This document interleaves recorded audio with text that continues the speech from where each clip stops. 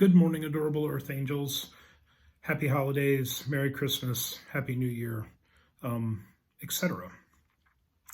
Today we're going to talk about something slightly serious. We're talking about an extra layer of protection, helping you protect the Christmas joy when all the landmines around the holidays can steal whatever the holiday spirit means to you through just so many ways that the holidays can be under assault. And it's our job to to keep the Christmas spirit alive with the help of our angels. So if you've had a wonderful holiday season, Yule, solstice, Christmas, Kwanzaa, Hanukkah, etc., celebrate, call up gratitude. Yay, I'm happy, I'm with you. I've had a good one myself, and I've been surrounded by other people's landmines and just stuff that has gone off. And that's where this practice arises from, is a couple of different things to do when either things have been difficult or things have gone completely sideways. And so I'm not going to describe how things have gone completely sideways, but some people I know have had a really rough holiday season, almost epically rough. And so if you're in full-on crisis mode, then the first invitation for you is to, of course, breathe. Be sure to do what's next.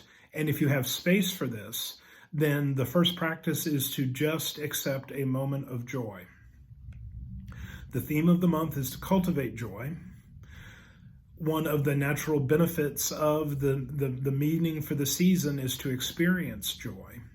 And so if you are hurting and if the world is sideways, then long-term joy or sustained joy is not going to be possible.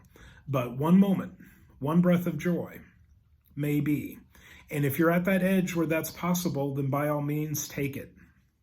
Consider yourself a success. And then return to figuring out how to deal with the crisis or the trauma or whatever's going on. And that requires the rest of your attention, and be at peace with that. The second practice is a combination. It's, as I said, there are landmines, there are difficulties. Everybody has a different hobgoblin or inner demon when it comes to what the holidays bring up for them. And when you recognize or witness or are splashed with somebody else's trauma, somebody else's pain, somebody else's experience, you get to decide a little bit of how much you're going to hold on to that, how much you're going to let it go, and how much you're able to let it go. So the authentic practice is, am I free to let this go? And if you are free to let it go, do so. If you're engaged with it, if there's some resonance inside you that requires some work, or if you're called to help someone, then work. And some of the angels that show up will help with that. But the specific thing that I want to focus on is if wherever you're at in your evolution, in your personal practice, in your life, is it important for you today to recognize the practice of pick your battles? So pick your battles means somebody in line in front of you at a grocery store or somebody in a restaurant somewhere could be having a really awful day or a really awful time. And it's not part of your great cosmic duty to aid, abet, heal, or engage with. And you can just let it go. You can just practice the no thank you practice and say, nope, not mine. I'm not going to engage that. And more importantly, I'm going to keep my nice, shiny, sparkly little aura shinier and sparklier as if I had never witnessed their conniption, their fit, their meltdown, their whatever. Yes. So there are lots of different versions of the pick your battles practice, but the one that I'm focused on, if somebody else is having a bad moment, and you as a human being are not called to help or heal besides some generalized compassion, that's when you want to be careful that their moment didn't get too sticky on you. Sticky is for most earth angels are empaths. They're going to pick up other people's stuff, and sometimes it can essentially slime us. And so if you've been slimed by somebody else's thing and there's not a great overarching need for you to engage, that's what this practice is for. May I release it? May I let it go? May I clean my field? May I maintain my field. And one of the angels that I drew to help with this discusses that very thought, and it takes practice. And so good, if you can retroactively do this practice, sometimes if you can notice where somebody, the Grinches of the holiday, had come up and stolen the joy for the moment, anything from a fender bender, a car wreck, to somebody not getting what they wanted for Christmas, to somebody else's description of their awful Christmas moment. Let's send a little compassion to everybody that suffers. That's a practice. But the practice of today is to clean our field and experience and to return to our peace, our joy, our connection. Yes. Okay, so the angels that I drew to aid in this, who helps us, was the question. And Remiel, the angel of mercy, had been out. Hi, Remiel. And so the first invocation is to, may I grant myself mercy, may I experience the mercy of the divine in any circumstance where it's warranted or available. Mostly available, because usually we don't think to ask, and then we miss out on it. And the second was Ariel, the angel of nature.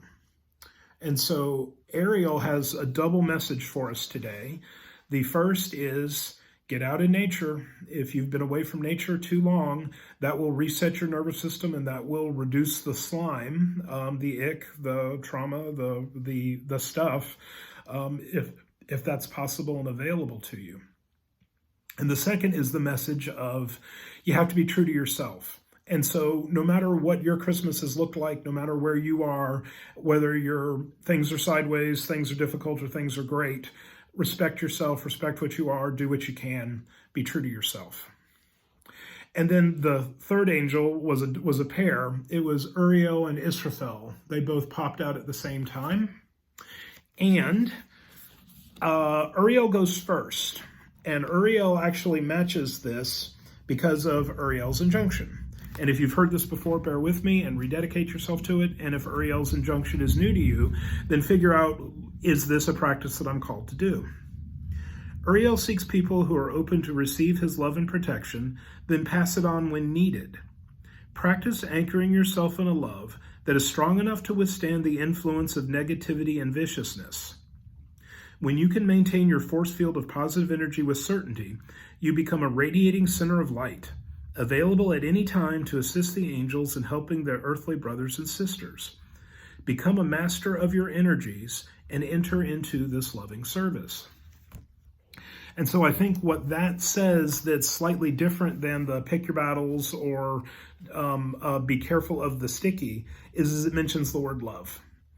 And so if love is the medicine, if love is the sacred magic, if love is the thing that can help you not take on other people's stuff, cultivate your joy, enjoy your peace, or show up and authentically help, then by all means, strengthen that love muscle, work it out, practice it, cultivate it, get it flowing, access it from the divine or find it from your own heart. Good. And then the last is Israfel. And for me, he's the angel of music in this deck. And I always hear the music of the spheres, meaning a little bit of fate, a little bit of divine unfolding, a little bit of things are probably in some version of divine order. If things are sideways, that can be really difficult. That can be a difficult pill to swallow. That can be kind of a not very useful sort of idea. If you've been attacked, or if you have magnetically attracted, or if you've gotten unlucky enough to have a bunch of that third practice where things are sticky, where some people's bad attitude, their bad moment, whatever they're broadcasting, if they're broadcasting something that doesn't help you in your practice, then you call on that love, you call on Uriel to help you, you use your willpower, and you let it go. And you keep yourself clean, and you keep yourself vibrant, and you keep yourself sharp, so you can show up with compassion for yourself primarily, and then for others as it's possible. And so there is that gentle reminder, if you extend too much compassion to others, take it in and make sure you're taking care of yourself.